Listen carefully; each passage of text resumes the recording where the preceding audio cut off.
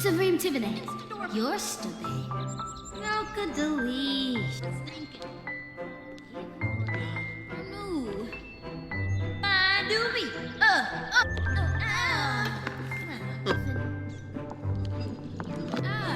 flush. Who is that? Now a sneef. Ponka flip. Hey everyone, and welcome back to another Sims 4 speed build video. And today, as you can see, I'm going to be building the Great British Bake Off tent. Now, the reason why I decided to do this was because I've been thinking for a very long time, because again, the things that I can do are endless now and they'll be functional. So I was like, okay, I'm done with the pottery studios, I'm done with the tattoo studios. Let me see what else I can do. Like, let me be creative. I'm normally a creative person. So I thought, okay, the best thing to do when you're feeling creative, copy something. So I was like, okay, I will just copy the Great British Bake Off tent to an extent, because as you guys can see, it's not one to one, and you're gonna see how it's not one to one later on because I struggle doing this. But I thought, no, I've been wanting to do a baking class, kind of cooking class kind of thing for the longest time now. And I have done a little version of it on the, if you guys remember this time last year, I had this Lovestruck date slot where you can go to the slot and just have a bunch of fun little dates with your partner. And there I made like a little bacon thing, but I really wanted to make it like fully fledged out, which is what I do here with the Great British Bake Off tent. I have always been a fan of baking and the Great British Bake Off to an extent that one for my GCSEs, I did do cooking. It was called nutrition and food preparation or something like that.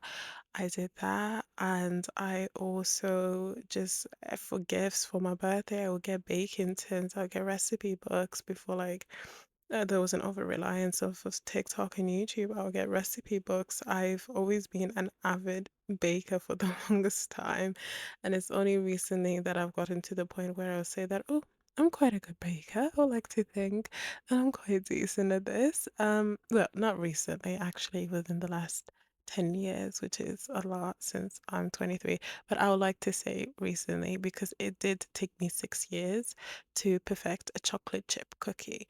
Which you would think that is like, girly, that is like the baseline. That is the easiest thing to do. The problem is with me and chocolate chip cookies, it was always an issue of they seemed too gooey.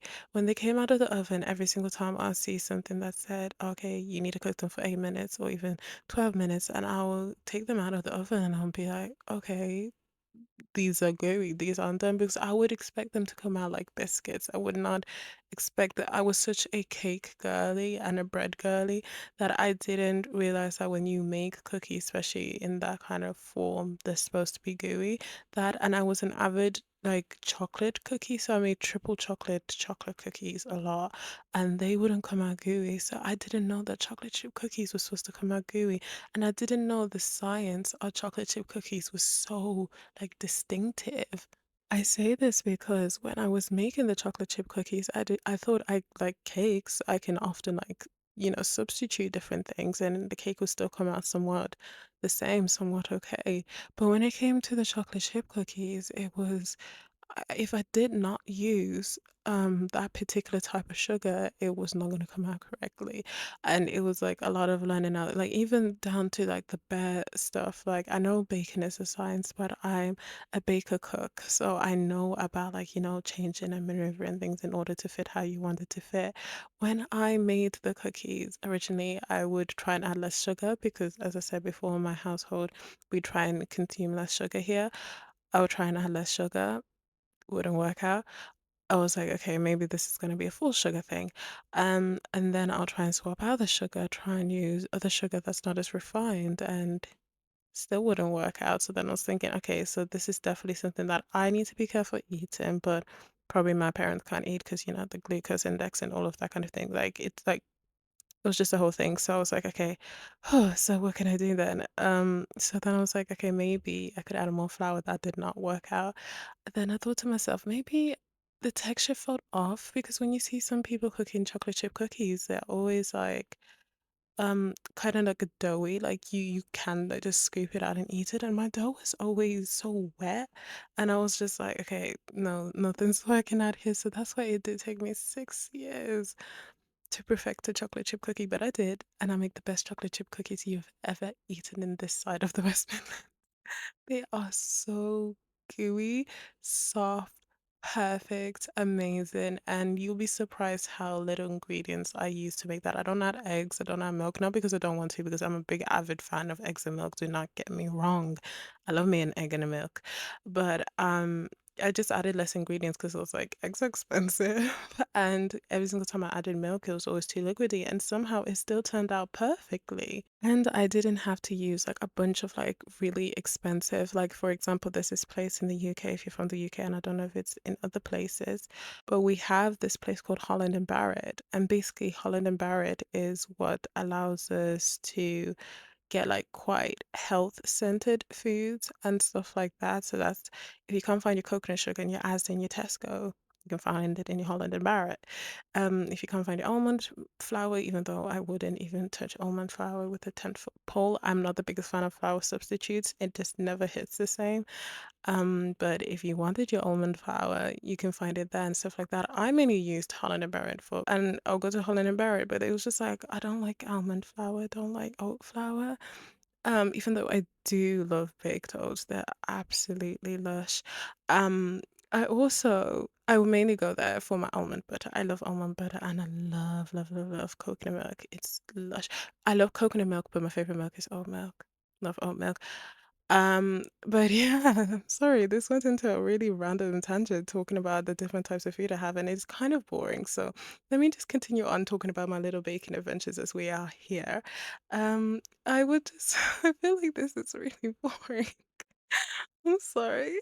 Um, it's because of the mic. With this mic now, I'm holding it. It just feels like I'm talking to the abyss rather than I used to have a stand, but I don't anymore. So it feels all really weird and everything. But anyway, I shall continue. So, with my cookies, what ended up working out is that I just got the crumble cookie recipe and I really like made it as simple as I can because I get bored of things very quickly as well. Hence why that airport is still not out because I got bored of it, but it will be out soon. And then I got to make the best chocolate chip cookies this side of the West Midlands. But I'll say my speciality is I can make a really good moist chocolate cake. And I mean like the most moist, and I'm sorry, I know a lot of people don't like that word as well. But I can make the most moist chocolate cake you could ever taste with the most buttery, soft, creamy icing on top. And I'm a big fan of dark chocolate. So when I say it's chocolatey, it is very, very much chocolatey and I love it. It is amazing. I can make it almost all the time. Carrot cake, I'm amazing at a good carrot cake. Oh, I can make a Japanese strawberry shortcake as well. I love those as well. As you can see, I'm a big cake girly. I love cake. Um, I also really like, and I don't always bake my cakes as well. One of my favorite cakes, and they're super, super sugary, but I don't care. I love them. I love Costco cakes. I love them. Oh, what I also love lately, I love cinnamon. Can you tell I'm a little bit hungry at the moment?